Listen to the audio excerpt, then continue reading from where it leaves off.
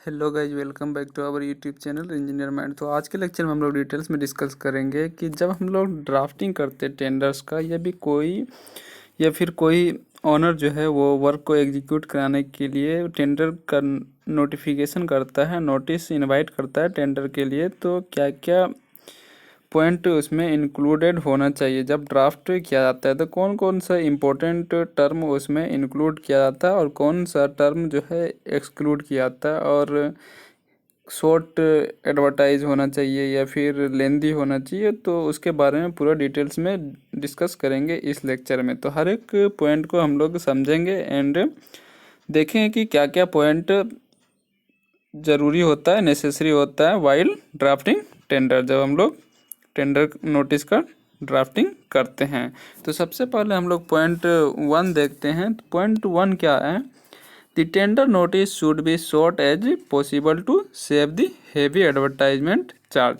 तो tender notice जो होना चाहिए वो क्या होना चाहिए? बहुत शॉर्ट होना चाहिए, possible to save the heavy advertisement charge, जिससे कि जो हेवी एडवर्टाइजमेंट चार्ज है तो वो उससे बच सके। वो क्या होगा? हमारा कम चार्ज लगेगा। सपोज अगर हम आपको एग्जांपल में दे रहे हैं, एक टेंडर का जो एडवर्टाइजमेंट है वो इतना है, तो इसका कॉस्ट जो है 500 रुपया हमको न्यूज़पेपर में एडवर्टाइज करने का लगेगा। और अगर इसी नोटिस इनवाइट टेंडर को बड़ा साइज में इतना बड़ा करेंगे तो सेम चीज़ इसमें भी आएगा, जितना टर्म्स इंक्लूड रहेगा वो इसमें जो रहेगा इस साइज में वो इसमें भी रहेगा, बट इसका चार्जेस जो है वो 1200 रुपया पड़ेगा। तो हम इसको यूज ना करके, इतना बड़ा एडवर्टाइजमेंट न्यूज़पेपर में ना दे करके, हम क्या करेंगे? छोटा एडवर्टाइजमेंट यूज करेंगे, छोटा एडवर्टाइजमेंट न्यूज़पेपर को देने के लिए कहेंगे। तो इसमें क्या होगा? हमारा बेनिफिट होगा और अमाउंट जो रहेगा, खर्च जो होगा तो वो कम होगा, जो एडवर्टाइजमेंट चार्जेज है वो कम लगेगा। तो यही फर्स्ट पॉइंट बतलाता है। तो नेक्स्ट पॉइंट हम लोग देखते हैं। However the tender notice should give minimum information about the work.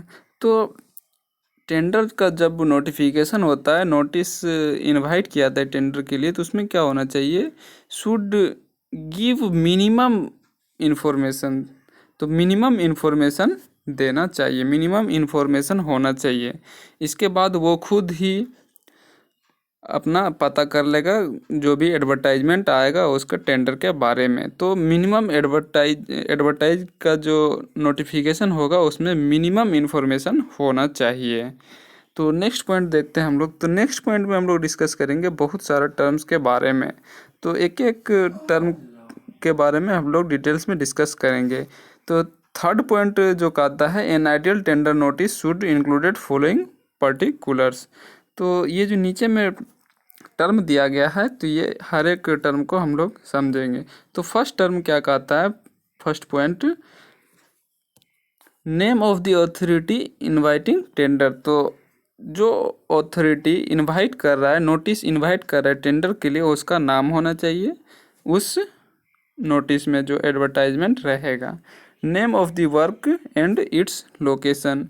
Work का भी नाम होना चाहिए कि कौन सा वर्क कराना है, तो उसका भी नाम होना चाहिए कि क्या वर्क कराना है, कौन सा अथॉरिटी इसमें इनवाइट किया है, कौन से लोकेशन पे वर्क होगा। तो इसके बारे में वर्क का लोकेशन एंड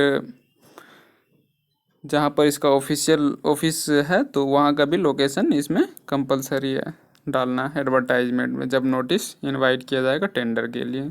तो नेक्स्ट पॉइंट है एस्टिमेटेड कॉस्ट। तो एस्टिमेटेड कॉस्ट भी इसमें इंक्लूडेड रहना चाहिए कि हाँ इतना का टेंडर रहेगा और ये वर्क होगा। तो नेक्स्ट पॉइंट है टाइम लिमिट एंड पेनाल्टी।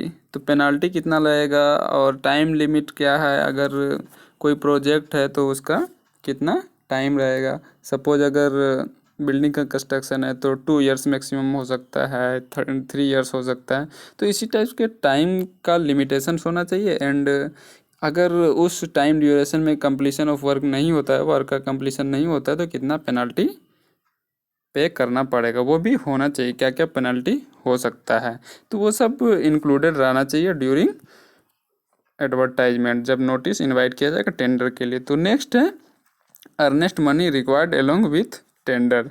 तो अर्नेस्ट मनी भी रिक्वायर्ड होना चाहिए एलोंग विथ टेंडर।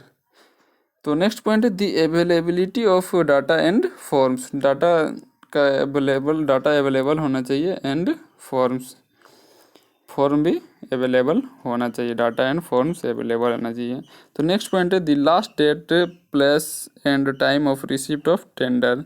तो ये सब उसमें क्या होना चाहिए, इंक्लूडेड होना चाहिए। लास्ट डेट कब है, स्टार्टिंग डेट कब है, पैलेस कहाँ पर है जहाँ पर हमको नोटिस जो इनवाइट किया गया टेंडर के लिए, तो कहाँ पर अप्लाई करना है, किस पैलेस पे सबमिट करना है, ये सब डिटेल्स में नोटिफाई जब किया जाएगा टेंडर के लिए, तो नोटिस इनवाइटिंग जो टेंडर रहेगा तो उसका एडवर्टाइजमेंट में ये सब डिटेल्स में होना चाहिए। तो नेक्स्ट पॉइंट है the right to reject the tender. और ये भी इंक्लूड होना चाहिए कि कभी भी इस टेंडर को रिजेक्ट किया जा सकता है ऑनर के द्वारा या अथॉरिटी के द्वारा। सपोज गवर्नमेंट है या फिर कोई बड़ी कंपनी है, तो उस टाइप से इसमें होना चाहिए, इंक्लूडेड रहना चाहिए। तो अब यही सब टर्म को, इसी पॉइंट को हम लोग डिटेल्स में डिस्कस करते हैं। Name of authority inviting tender. तो फर्स्ट पॉइंट देखते हैं, this helps the contractors to know the person under whom he has to work and the cooperation he may receive during the execution of work. तो authority का name होना चाहिए जो tender invite कर रहा है। इससे क्या बेनिफिट होता है कि कॉन्ट्रैक्टर को पता चल जाता है कि किसके अंडर में, कौन सा पर्सन के अंडर में काम कराना है, क्या काम करना है, एंड कोऑपरेशन क्या होना चाहिए, और उस कोऑपरेशन मिलता है काम करने के लिए। ही में receive during the execution of work, और वो रिसीव करता है जब उसको पता चल जाता है पूरे डिटेल्स में कि किस अथॉरिटी के अंडर में काम करना है डिटेल्स में। तो नेक्स्ट पॉइंट है name of the work and its location. तो these two factors are important. Some contractors are specialized in particular work, only such a road work and building work etc.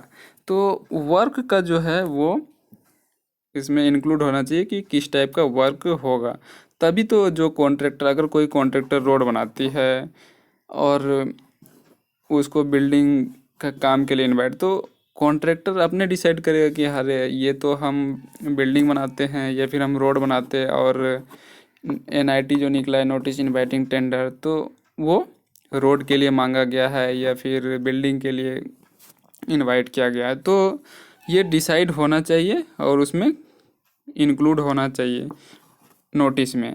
तो इससे पता चल जाता है कॉन्ट्रैक्टर को कि ये हमारे लिए है या नहीं है। अगर कोई कंपनी है, दिलीप बिल्डकॉन कंपनी है, तो वो क्या करती है, रोड का कंस्ट्रक्शन करती है। तो रोड का कंस्ट्रक्शन जब करती है तो उसको सिर्फ रोड बनाने का ही आइडिया रहता है। तो रोड बनाने का जो आइडिया रहता है, तो वो बिल्डिंग में उतना इंटरेस्टेड नहीं रहती है, तो उसके पास उतना फैसिलिटी भी नहीं रहती है। तो इस कंडीशन में क्या होना चाहिए कि जो अथॉरिटी है उसको पता होना चाहिए कि कौन सा वर्क करना है, तभी वो इसमें इंटरेस्टेड होगा। तो नेक्स्ट पॉइंट है third point, estimated cost. Third point क्या कहता है, this estimated the volume of work and enables the contractors to see whether the work is too small और too big and is within the capacity. तो estimated cost जो रहता है वो contractors to see whether the work, तो उसको पता चल जाता है कि कितना दिन में काम कंप्लीट होगा, ये बड़ा काम है या छोटा काम होगा, तो कैपेसिटी के हिसाब से उसको पता चल जाता है जो एस्टिमेटेड कॉस्ट रहता है। तो ये सब इंक्लूडेड होना चाहिए किसमें, नोटिस इनवाइटिंग टेंडर जब एडवर्टाइज किया जाता है। तो नेक्स्ट पॉइंट है टाइम लिमिट। तो टेंडर का जो इनविटेशन दिया जाता है तो उसमें टाइम लिमिट बहुत इम्पोर्टेंट होता है, क्योंकि अगर कोई कॉन्ट्रैक्टर है, कोई कंपनीज़ है, तो उसके पास उतनी फैसिलिटी नहीं है, फिर भी वो क्या देखती है कि टाइम टेकन कितना लगेगा, टाइम का ड्यूरेशन क्या है। स्कार्सिटी रहने के बावजूद भी, इंस्ट्रूमेंट्स के स्कार्सिटी रहने के बावजूद भी वो क्या करती है, टाइम ज़्यादा रहने की वजह से वो स्लो मोशन में वर्क ड्यूरिंग टाइम कंप्लीट कर देता है। तो ये भी बहुत इंपॉर्टेंट है, टाइम लिमिट। तो अगर नोटिस इनवाइट किया जा रहा है टेंडर के लिए, तो उसमें अगर टाइम रहता है तो जिसके पास कमी रहता है इंस्ट्रूमेंट का, जिस कॉन्ट्रैक्टर के पास, तो वो क्या करती है कि वो देखती है कि टाइम का ड्यूरेशन ज़्यादा है, तो हम अगर इस कॉन्ट्रैक्ट को ले लेंगे तो टाइम ज़्यादा लगेगा बट इतना ही इंस्ट्रूमेंट्स में हमारा काम हो जाएगा। तो ये नोटिस इनवाइटिंग टेंडर में कंपलसरी है। तो नेक्स्ट पॉइंट हम लोग देखते हैं, earnest money required along with the tender. तो देखते हैं इस पॉइंट में क्या है। To make sure that the contractor is really interested in work. तो कॉन्ट्रैक्टर को क्या करता है, श्योर करता है कि रियली वो इंटरेस्टेड है कि नहीं इन इस वर्क में, क्योंकि वो देखता है कि हमारा अर्नेस्ट मनी कितना आएगा।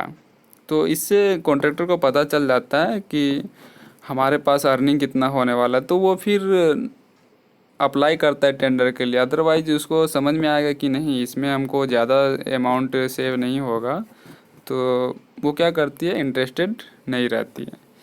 तो नेक्स्ट पॉइंट है फॉर्म ऑफ सिक्योरिटी। तो फॉर्म ऑफ सिक्योरिटी जो है, whether the amount will be accepted in the form of cash, draft, cheque, bank challan etcetera. तो सिक्योरिटी अमाउंट जो रहता है वो उसमें इंक्लूडेड होना चाहिए कि सिक्योरिटी अमाउंट जो सबमिट करना है, पे करना है, तो वो किस फॉर्म में करना है, कैश में करना है या ड्राफ्ट में करना है, चेक में करना है या बैंक चालान में करना है। तो अगर ये मालूम नहीं रहेगा तो वो कैसे पे करेगा, इसकी जानकारी नहीं रहेगी उसको, तो फिर वो कन्फ्यूजन में रहेगा। तो इसीलिए जो नोटिस इनवाइट किया था उसमें ये सारा टर्म्स जो अभी हम लोग डिस्कस करते आ रहे हैं, ये टर्म उसमें इंक्लूड होना चाहिए जब एडवर्टाइजमेंट किया जाता है नोटिस फॉर टेंडर।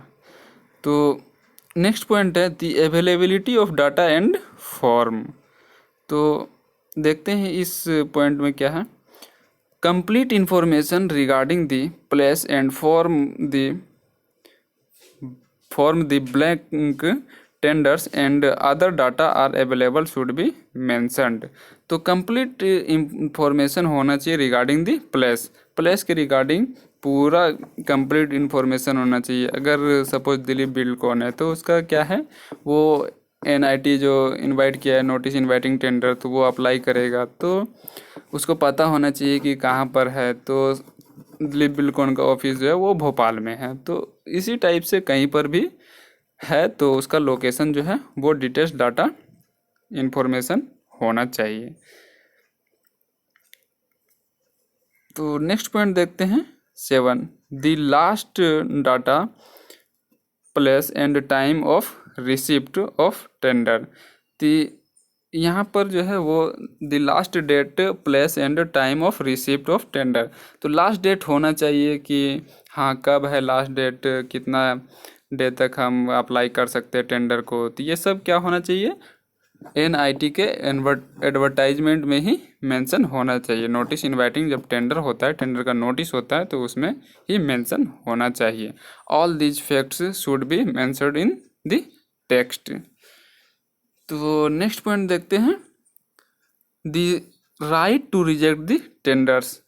तो इस पॉइंट में क्या है, the authority should make it clear that the right to reject any और all tenders without assigning any reasons therefor is reserved.